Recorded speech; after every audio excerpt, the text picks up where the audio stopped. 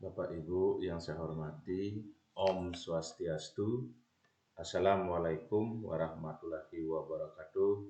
Salam sejahtera buat kita semua. Namo Buddhaya, selamat pagi.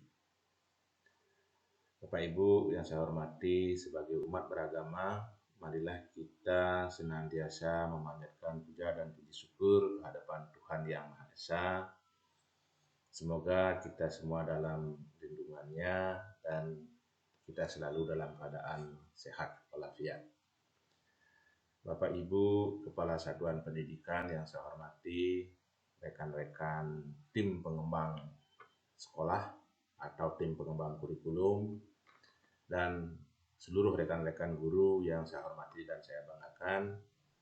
Pada kesempatan ini, saya ingin menyampaikan materi tentang review kurikulum, di mana kegiatan review kurikulum ini wajib dilakukan oleh satuan pendidikan sebelum tahun pelajaran baru dimulai.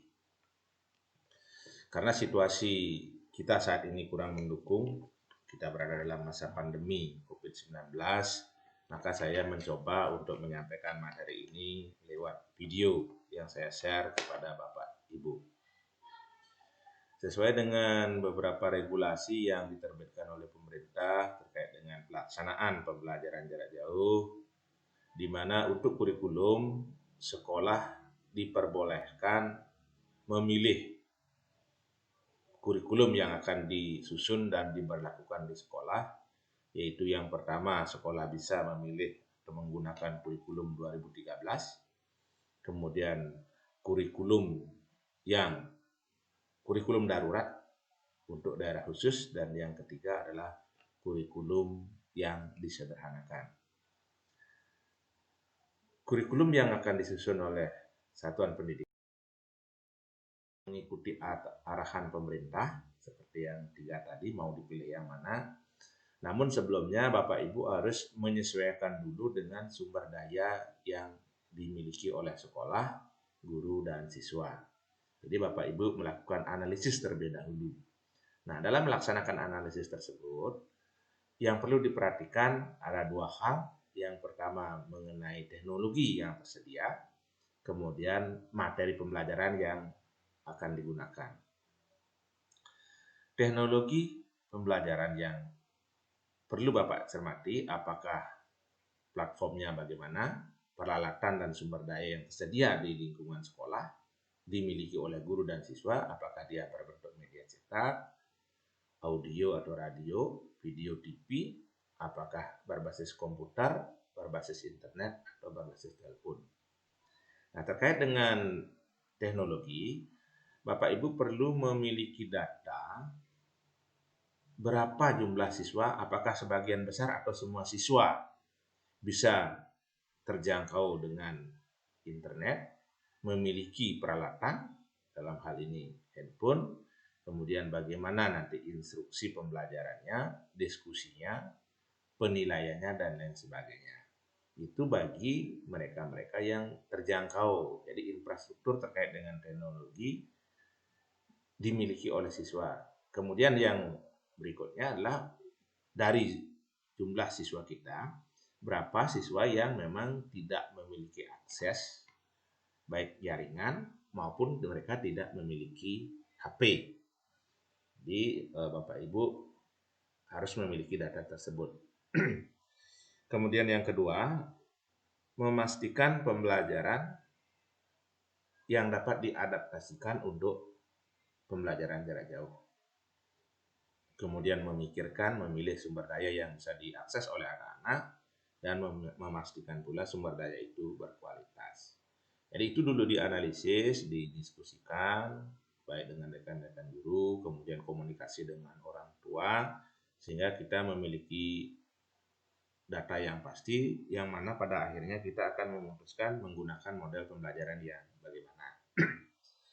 Itu analisis dilakukan. Nah, setelah analisis itu dilakukan, barulah kita coba melihat di mana kita bisa menyisipkan atau mengintegrasikan kondisi pandemi saat ini ke dalam kurikulum yang akan kita susun. Kita Bapak Ibu, utamanya rekan-rekan tim pengembang, mungkin sudah paham betul kurikulum, struktur kurikulum tingkat satuan pendidikan. Itu bab 1 ada pendahuluan, bab 2 ada visi, misi, dan tujuan satuan pendidikan, bab 3 ada struktur dan muatan kurikulum, bab 4 adalah kalender pendidikan, dan bab 5 penutup. Jadi itu secara umum kerangka kurikulum tingkat satuan pendidikan. Nah, pada bagian pendahuluan, ketika Bapak Ibu sudah menguraikan tentang potensi dan karakteristik satuan pendidikan, nah disinilah kita sisipkan hasil analisis kita yang tadi. Jadi mengapa, kemudian berapa persentase anak yang memiliki akses untuk pembelajaran daring, berapa siswa yang harus luring, dan lain sebagainya.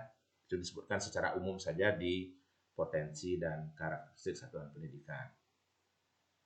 Setelah di potensi masih di bab 1, itu dasar hukum. Dasar hukum penyusunan kurikulum itu tetaplah seperti yang tahun-tahun sebelumnya, mulai dari undang-undang, kemudian ada peraturan pemerintah, ada Permendikbud yang mengatur semua terkait dengan penyusunan kurikulum. Kemudian sekarang ditambahkan dengan regulasi terkait dengan pelaksanaan pembelajaran di masa pandemi ini. Jadi banyak regulasi, silakan Bapak Ibu cari atau download. Apakah dia berbentuk surat keputusan bersama, ada surat edaran, itu mungkin perlu dipertimbangkan untuk dimasukkan sebagai dasar hukum pelaksanaan pembelajaran di masa pandemi. Itu ditambahkan, disisipkan dalam setelah dasar hukum yang seperti tahun-tahun kemarin. Kemudian di bab 2, visi, misi, dan tujuan satuan pendidikan itu tinggal menyesuaikan. Artinya, kalau memang ada perbaikan, perubahan misi, perbaikan tujuan misalnya, maka perlu disesuaikan saja. Ke bab 3, struktur dan muatan kurikulum. Yang pertama, daftar mata pelajaran dan program muatan lokal. Itu tetap sama seperti tahun lalu, jadi daftar mata pelajaran tidak mungkin dikurangi. Tetap 11 mapel untuk K13. Kemudian yang nomor 3, ekstrakurikuler, dan 4, bimbingan konseling. Jadi Bapak Ibu di kurikulum Bapak Ibu tetap Bapak Ibu mencantumkan ekstrakurikuler dan kegiatan bimbingan konseling yang seperti biasa, namun perlu disisipkan kembali bagaimana pelaksanaan dua kegiatan tersebut selama siswa belajar di rumah. Itu yang perlu didiskusikan nanti dan disampaikan, dikomunikasikan dengan orang tua dan peserta didik.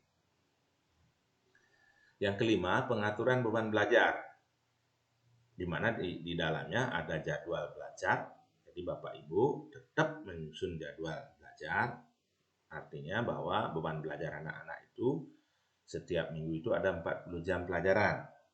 Jadi tetaplah misalnya PPKN 3 jam, berarti Bapak Ibu tetap membuat jadwal belajar 3 jam. Artinya walaupun anak-anak belajar di rumah, dia tetap mempelajari, alokasi waktu belajar untuk PPKN itu 3 jam pelajaran.